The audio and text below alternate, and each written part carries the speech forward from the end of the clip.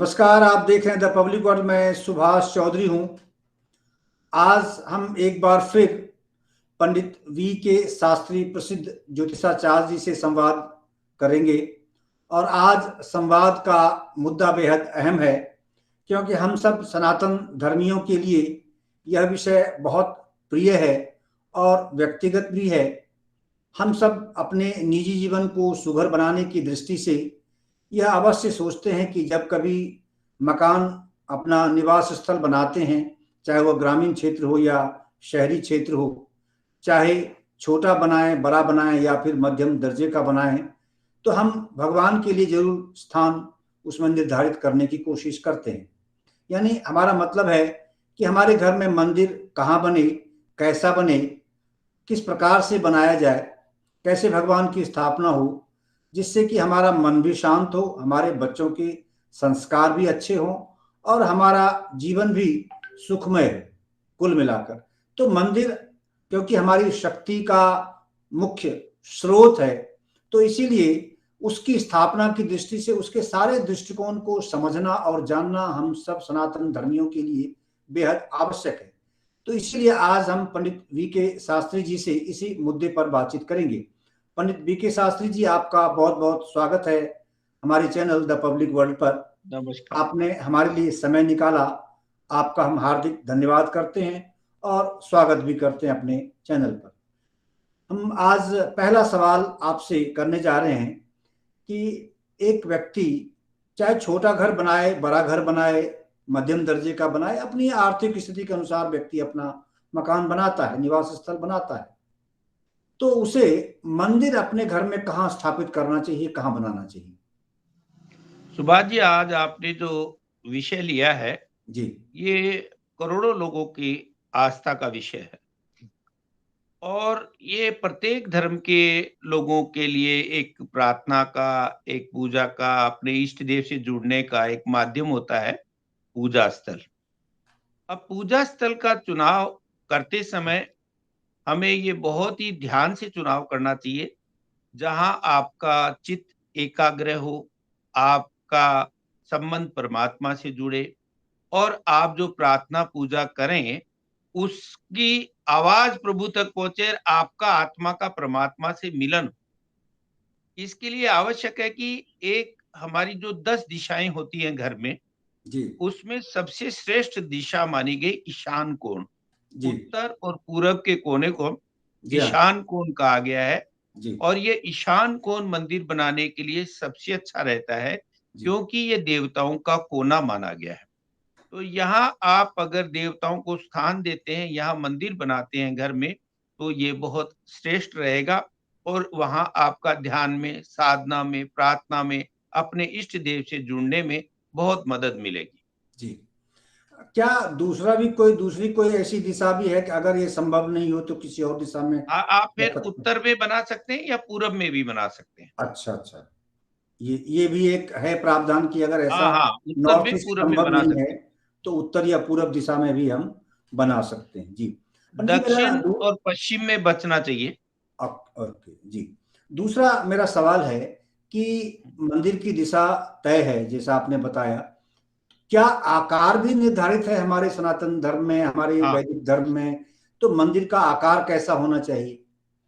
देखिए, मंदिर अगर आपके पास जगह हो, जी तो इतना ज़रूर होना चाहिए कि आप आसन लगा के और बैठ सके आराम से और आपके आस-पास थोड़ा-सा इतनी जगह हो कि आप अपनी धार्मिक पुस्तकें रख सकें, वहाँ पूजा का सामान रख सकें। जी और कई-कई घरों में तो अगर जगह ज़्यादा होती है, तो जैसे भगवान का गुणगान होता है, रामायण का पाठ हुआ, मान लीजिए भागवत हुई, कोई कथा हुई, आप तो आपके पूरे परिवार के लोग भी सत्संग करते हैं बैठ के। जी तो हाँ भगवान ने ये कहा है कि भगवान की तो जितनी आपके पास जगह है उतनी कम है मंदिर के लिए तो। मंदिर, लेकिन ये ज़रूर है कि मंदिर बनाते समय इतनी जगह ज़रूर हो कि इसमें आपके जो पंचदेव पूजा है हमारी, जी 5 देवताओं की मुख्य पूजा हिंदू धर्म में मानी गई है, जी वो हाँ पूजा मंदिर में वो मूर्तियाँ आ जाएँ और फिर उसके सामने बैठ कर के आप आराम से प्रार्थना पूजा कर सकें अपने इष्ट देव के लिए। जी तो इसमें आकार का कोई विशेष महत्व इसलिए नहीं मैं मानता, क्योंकि कई-कई तो सामूहिक परिवार होते हैं, उनमें 10-10, 20-20, 50 आदमी एक साथ प्रार्थना करते हैं। जी हाँ जी। और हमारे मंदिरों का ये रहा भी है कि जो मंदिर है वो ना केवल धार्मिक और आध्यात्मिक दृष्टिकोण से लाभ लेने के लिए, बल्कि सामाजिक परंपरा और हमारे मूल्य और हमारे जो संस्कार हैं वो भी मंदिर में बैठ के हम जो बातचीत करते हैं, हमारे ग्रंथों की, हमारे शास्त्रों की, हमारे ऋषियों की, मुनियों की जब बताई हुई जो हमारे को हमारा मार्गदर्शन करती हैं हमारी धार्मिक पुस्तकें, तो वो जी हमारी मर्यादाएं कायम करती हैं हमारे घरों में। तो मंदिर हमारे सामाजिक जीवन में भी बहुत बड़ा महत्व रखता है। जी जी। तो उसमें आकार मतलब जैसे चौकोर हो, स्क्वायर हो, आयताकार हाँ, हो, ऐसा। चौकोर आकार होना अच्छा माना जाता है, लेकिन चौकोर आकार मंदिर का होने के बाद भी जो आप मूर्तियां रखते हैं उसके ऊपर गुम्बद बहुत जरूरी है। अच्छा, जी जी। क्योंकि गुम्बद इसलिए जरूरी है मंदिर में कि जो आप प्रार्थना करते हैं, मंत्रोच्चारण करते हैं, पाठ करते हैं या ध्यान या मेडिटेशन करते हैं या सत्संग करते हैं, तो वो जो आवाज है वो भगवान तक आपकी पहुंचती है गुम्बद में एक जगह इकट्ठी होकर के, जी एक तरीके से एकत्रित होकर के, और वो फिर भगवान के भगवान के ऊपर एक साथ ध्वनि के रूप में भगवान के पास पहुंचती है, और उससे भगवान जागृत होते हैं। कई कई जी बार मूर्तियां भी ध्यान में और अपनी अपनी पूजा में लगी रहती है। जैसे हम कहते हैं ना कि अब देव सो गए, तो जी सोते नहीं है उस समय देवता भगवान विष्णु भी ध्यान करते हैं, भगवान शिव भी ध्यान करते हैं। तो ये जो देवता है, इनकी मूर्तियां हैं, इनमें भी आप देवता को जागृत करने के लिए शंख या ये जो आप घंटा घड़ियाल बजाते हैं मंदिर में प्रवेश करते समय, तो इनका भी बड़ा महत्व है। तो घंटा घड़ियाल भी देवता को जागृत करने के लिए है, और फिर आपकी जो प्रार्थना पूजा परमात्मा तक पहुंचे और जी परमात्मा से आपका संपर्क बने, इसके लिए जरूरी है गुम्बद का होना, उसमें कोई शंख का होना, उसमें घंटी का होना। ये सारी चीजें आपके लिए मंदिर में जरूरी है। जी। तो पंडित जी, ये तो बड़ी आपने गुर बात बताई कि जो गुंबद है वो जरूरी है, क्योंकि आमतौर पे जो मंदिर सार्वजनिक स्थल पर बनाए जाते हैं तो उसमें गुंबद जरूर होता ही है ज्यादातर बिल्कुल। में। और मतलब घर में भी अगर छोटा सा भी अगर वो बनाते हैं तो गुंबद का ख्याल जरूर रखना चाहिए। हमारे रखना। दर्शकों के लिए बहुत माकूल बात है। अब अगला सवाल पंडित जी हमारा आपसे ये है कि मंदिर क्या हम लकड़ी का बनाकर, क्योंकि आजकल मार्केट में इस तरह के मिल जाते हैं, लोग सनमाइका लकड़ी और इस तरह के बहुत सारे सागवान है, शीशम है, इस तरह के बनाकर बेचते भी हैं और खुद बनवा भी लेते हैं, थोड़ा अच्छा लगता है देखने में। और या दूसरा, मार्केट में जैसे पत्थर के बने हुए मंदिर भी छोटे बड़े सब साइज के मिलते हैं। तो इनमें से कौन सा ज्यादा हितकारक या शुभ माना जाएगा, कौन सा सही रहेगा? देखिए, मंदिर तो सभी शुभ होते हैं और सही जी सही माने जाते हैं, जी। लेकिन अगर आप प्राण प्रतिष्ठा करते हैं मंदिर में, जी हाँ। तो फिर आप लकड़ी के मंदिर में प्राण प्रतिष्ठा नहीं कर सकते। हालाँकि कई जगह प्राचीन मंदिरों में की हुई है, जी हाँ। वो है कई जगह है ऐसा, जी लेकिन जहाँ भूकंप इत्यादि ज़्यादा आते हैं, वहाँ फिर ऊपर बना देते हैं। लेकिन फिर भी अगर ज़मीन से संबंध होता है मूर्ति का, तो जी एक हाँ। संपर्क बनता है। जी तो जो प्राण प्रतिष्ठित की हुई मूर्तियाँ हैं, उनमें तो ज़मीन से संबंध होना चाहिए मूर्ति का। जी और जो घरों में मंदिर बनते हैं, उनमें प्राण प्रतिष्ठा नहीं करते हैं लोग। वो जी। अपने इष्ट देव के साथ रोज़ पूजा-पाठ करते हैं, कभी गम क नहीं भी करते, कभी करते हैं, कई लोग जल्दीबाज़ी में करते हैं। तो उसके लिए प्राण प्रतिष्ठा की आवश्यकता नहीं है गृहस्थ के लिए। तो इसलिए वो लकड़ी के मंदिर में भी पूजा कर सकते हैं, वो पत्थर के मंदिर में भी पूजा कर सकते हैं, वो अपने घर में एक आसन बना लें, लेकिन इतना ज़रूर ध्यान रखें कि जो मंदिर है, वो आपका नाभि से ऊपर होना चाहिए। अच्छा। जो आपके देवता का देव हैं, आपके देवता जो विराजते हैं, वो अपनी नाभि से ऊपर होने चाहिए, वो जी नीचे नहीं विराजते, तो आप उनसे नीचे बैठें, एक बात तो ये है। जी दूसरा, किसी भी मूर्ति के साथ आँखों में आँखें डाल के नहीं आपको पूजा करनी चाहिए, जी क्योंकि देवताओं की जो शक्ति है वो अलग है और जी हमारी शक्ति अलग है। जी इसलिए भगवान के चरणों में ध्यान करना चाहिए, और भगवान की आरती उतारते समय पूरे शरीर की ज़रूर आरती उतारते हैं, लेकिन कोशिश करनी चाहिए कि आँखों में आँखें डाल कर के भगवान की पूजा ना हो। इतना आँख सीधा में सिध में बैठ के पूजा ना करें, जी थोड़ा-सा हट के जी बैठे भगवान की आँखों के सामने से। और मूर्ति में सबसे अच्छी बात है कि जो शिवलिंग की मूर्ति स्थापित की जाती है, जी। उसका ये ध्यान रखिए, अगर प्राण प्रतिष्ठित नहीं है तो फिर एक अंगूठे के आकार से बड़ा शिवलिंग नहीं होना चाहिए। अच्छा। जो शिवलिंग है, वो अंगूठे के आकार से छोटा होना चाहिए। जी। अच्छा। हाँ। तो पंडित जी, जैसे मंदिर बनाया और जिस तरह का है, तो उसमें क्या मंदिर का दरवाजा क्या हम हमेशा खुला रख सकते हैं अपने घर में, या फिर कोई ऐसा समय भी हो कि हम उसको, जैसे पट बंद होता है मंदिरों का सार्वजनिक स्थल पर, क्या उस तरह देखो की व्यवस्था भी होनी चाहिए? मंदिर में अब जैसे लड्डू गोपाल जी की जो पूजा करते हैं, वो तो सुबह भगवान जी को जगाते हैं, फिर नहलाते हैं, फिर जी भोजन प भोग लगाते हैं। तो इस तरीके से अलग-अलग, फिर रात को शयन आरती होती है, सुलाया जाता है भगवान को। तो इस तरीके से कायदा तो है, जी लेकिन गृहस्थ में ये सारी चीज़ें पूरी हो पाती हैं नहीं, तो इसलिए इतना ज़रूरी है कि आप दिन में, अगर गृहिणियाँ 3 बारी भगवान के सामने जाने का विधान है, 3 संध्या होती है हमारी। जी हाँ एक सुबह, दोपहर और शाम की। जी तो उस समय तो मंदिर ज़रूर खुलना चाहिए, बाकी दिन में अगर आप पर्दा लगा के रखें तो ज़्यादा अच्छा है, क्योंकि देवताओं को भी नज़र लगती है।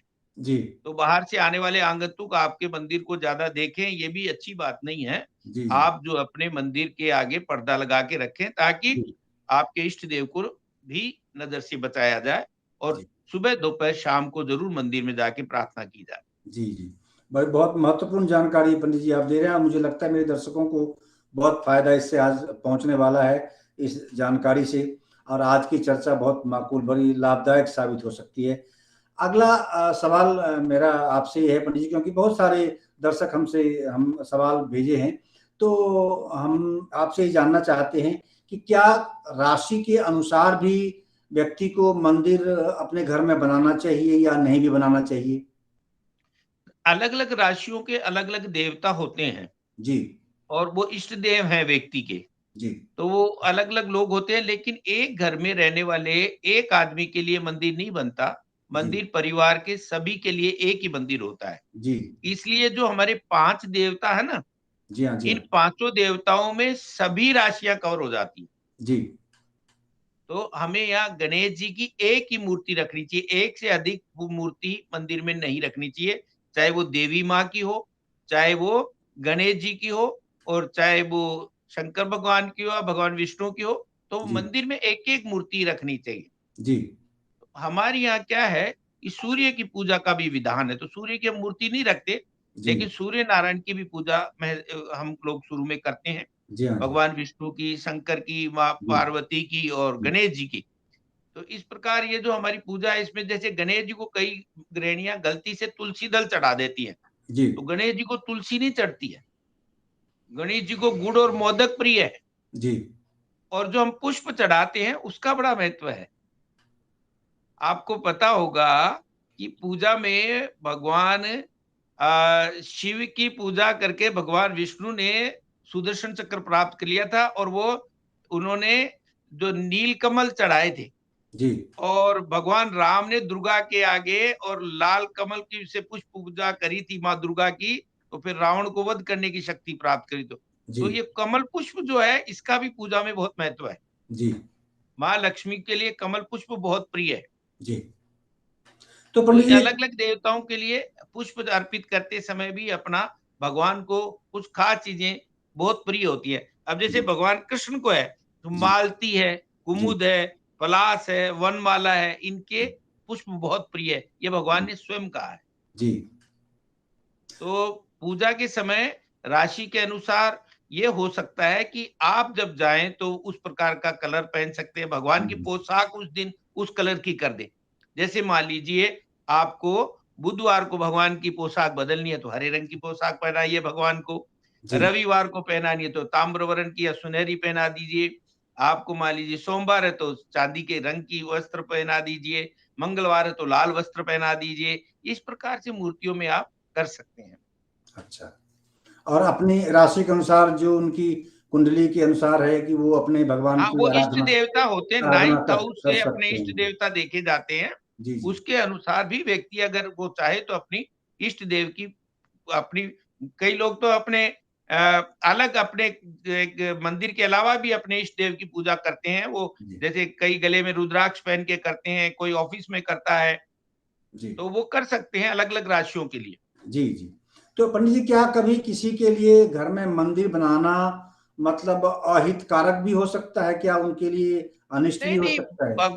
ये सब बातें देखिए, मेरा व्यक्तिगत मानना है, और मैंने जितना भी पढ़ा है, वैसे तो जी कुछ एक आधी जगह लाल किताब में सिद्धांत दिए उन्होंने बाद में, कि भाई मंदिर में कुछ लोगों का है मत अलग से, जी लेकिन मेरा ये मानना है कि घर में मंदिर होना चाहिए। मंदिर हमारे लिए केवल परमात्मा से जुड़ने का माध्यम ही नहीं है, ये हमें संस्कार भी देता है। इसलिए मंदिर से कोई नुकसान नहीं है, जी मंदिर होना चाहिए। मंदिर में दीपक बहुत ज़रूरी है, जो अंधकार को मिटाता है। जी हमारे जीवन के जितने अंधकार हैं, जी जो हाँ हमारी नेगेटिविटी है विचारों की, वो दीपक से समाप्त होती है। जी इसलिए दीपक मंदिर में ज़रूर जगाएँ, सुबह-शाम जब भी। और दीपक से फिर आपके जीवन में प्रकाश फैलता है, तो दीपक अंधकार को मिटाने का एक तरीका है। जी तो मंदिर घर में बिल्कुल होना चाहिए, और छोटा हो, बड़ा हो, श्रद्धा के साथ भगवान के आगे आपको जाकर के नतमस्तक होना चाहिए, भगवान की प्रार्थना पूजा करनी चाहिए। जी और ये सभी सनातनियों के लिए आवश्यक है कि वो प्रार्थना पूजा करें। वहाँ मेडिटेशन कर सकते हैं, वहाँ गीता, रामायण, भागवत का पाठ कर सकते हैं, वहाँ कोई सत्संग कर सकते हैं बैठ के, और अपनी सुबह-शाम अपनी आरती करें। जी। पंडित जी, क्या कोई ऐसी दिशा भी है जिस दिशा में अगर मंदिर बना दिया किसी ने, तो वो एकदम से उसके लिए अहितकारक होगा? मतलब कंप्लीट पूरी तरह वर्जित जो है ऐसी दिशा? पूरी तरह वर्जित ऐसा है कि जो दक्षिण की दिशा है वो यम की दिशा मानी जाती है। जी, तो दक्षिण की दिशा में मंदिर का मुख होना थोड़ा-सा मध्यम माना जाता है। जी, तो दक्षिण की तरफ ना हो, अगर या तो आपके इष्ट देव का मुँह पूरब में हो या आपका मुँह पूरब में हो, तो वो बहुत शुभ रहता है। जी। अच्छा। या तो आपके इष्ट देव का मुख पूरब में हो या आपका पूरब में हो। जी। और अगर जैसे कई बार ऐसा होता है कि व्यक्ति बना-बनाया मकान खरीदता है, फ्लैट खरीदता है, हुँ, बना-बनाया खरीदता है। अब अगर वो 12 मंजिला, 25 मंजिला मकान है और उसमें जाकर वो व्यक्ति फ्लैट बुक कराता है, तो बुक कराने वाले को ये बिल्कुल पता नहीं होता कि कौन-सा फ्लैट उसे मिलने जा रहा है और उसका हुँ। क्या हालात बनेंगे, क्या दिशा होगी और कहाँ वो चीज़ें होंगी। कई बार अगर ज़मीन सहित भी मकान बना हुआ व्यक्ति खरीदता है, तो उसमें मंदिर कई और अलग जगह पे बने हुए हैं। तो उसमें जो वास्तु दोष है, उसका निराकरण कैसे हो सकता है? देखिए, ऐसा है, अगर प्राण प्रतिष्ठित मूर्ति है तो अलग विधान से वो दूसरी जगह शिफ्ट होता है। जी, और वैसे अगर मंदिर लगाया हुआ है तो फिर आप अपने हिसाब से दूसरी जगह वास्तु शास्त्री से पूछ के जी, स्थापित करा सकते हैं। जी, तो अब उसके निवारण के लिए तो देखिए, आप किसी एक्सपर्ट की तो उस मामले में राय आपको लेनी पड़ेगी। जी, जी, आप नज़दीक में किसी भी अच्छे वास्तु शास्त्री से, उसको ज्योतिष का भी नॉलेज हो।